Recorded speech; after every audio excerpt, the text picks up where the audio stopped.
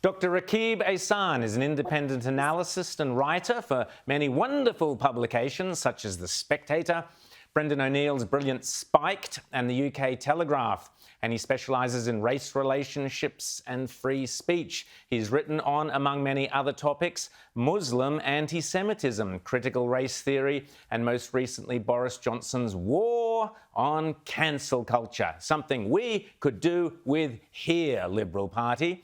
Rakib Ehsan joins us now. Rakib, great to see you. How are you? I'm very well. How are you? Yeah, we're good, thanks. Now, first up, let me ask you the obvious question, the one that landed our friend Lawrence Fox in such hot water a year ago. Is Britain a racist country?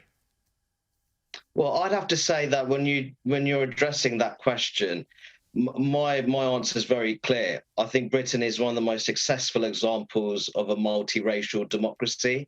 Are there improvements to be made? Of course there are improvements to be made. But I think the main problem here, and this is certainly a big problem for the Labour Party and the broader political left in Britain, is that they present a fundamentally warped interpretation of British society and its public institutions. There's a wealth of data which shows that Britain excels. You know, it's the leading country, I would say, when it comes to Western Europe, when it comes to anti-discrimination protections. And I'd say that more broadly, I think apart from Canada, it really is one of the most successful examples of a white majority, multi-ethnic democracy. So we have the doom and gloom, grievance mongers on the British left, who I almost feel that perhaps they're either emotionally or financially invested in peddling these really negative narratives surrounding race relations in the UK. I suspect you're right. Rita? Improvements being made to racial relations. And one of those improvements I would think would be to do something about anti-Indian bigotry. And it is anti-Indian bigotry that's now largely coming from the left. Tell us about what's happening there.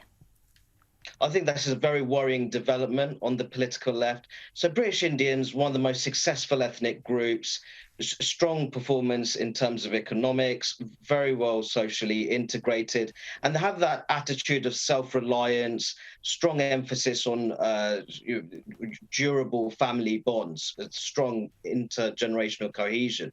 And I think that's a real problem for the left, because what it does, the existence of British Indian communities and those values, they undercut white privilege narratives. So what you do see on the British political left, you have people with their white saviour complex. They like to be these social justice warriors representing an oppressed BAME community. The BAME acronym is completely useless, by the way. Just spell it out for us. They really don't like the fact the many British Indians, they fundamentally reject that culture of racial identity politics, which is why I do think you see that rising anti-Indian bigotry on the political left in Britain.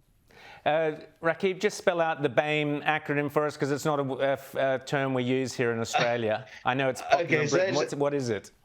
So there's this umbrella term BAME, which is Black, Asian, Minority Ethnic, which is completely redundant because there's such a great deal of diversity in the broader non-white population in the UK. There's even huge differences between the different South Asian groups, people of Indian, Pakistani and Bangladeshi origin. There's very clear social, cultural and political and economic differences between people of Black African origin and people of Black Caribbean origin. Yeah. So that's why I have such a problem with that acronym. Yeah, Caleb. Well, as a BAME man, you must be racist yourself for believing that the UK is not a racist nation, or at least that's what the left would say. How dare you, you're self-loathing. But I mean, this is almost like a cult, right, this anti-racist stuff. And there are people who are dead set, despite all the facts being laid out, that the UK and most Western nations are not racist. They are dead set on selling this narrative. There's something more sinister behind all of this, isn't there? I feel that what it is that we almost have in Britain, we have this identitarian grievance complex.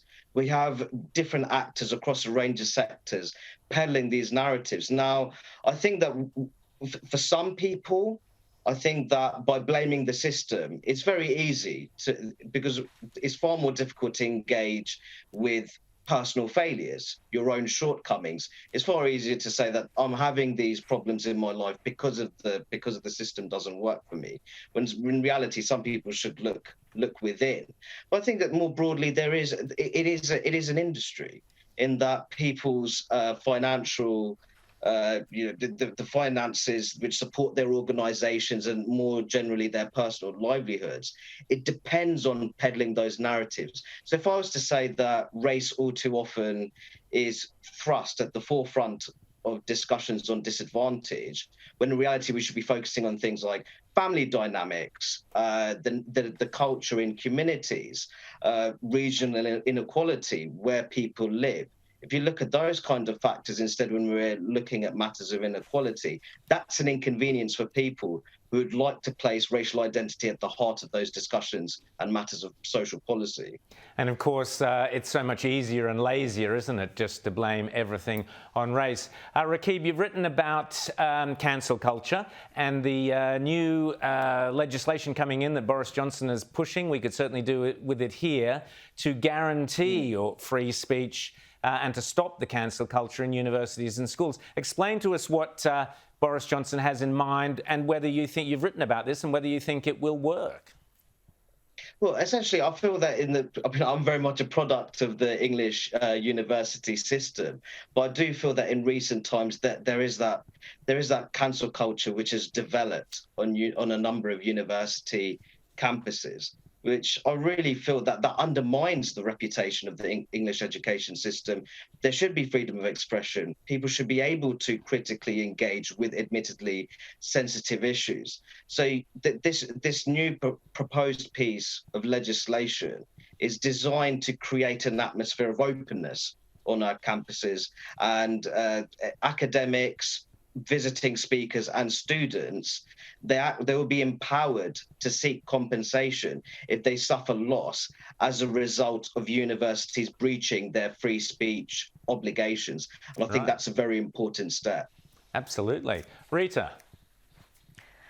Well, I've got to ask you about the Labor Party. You're talking about people pushing these race-baiting narratives. The Labor Party has been completely corrupted by this ideology and it's become almost unelectable. Tell us about what's happening there and their heartland deserting them.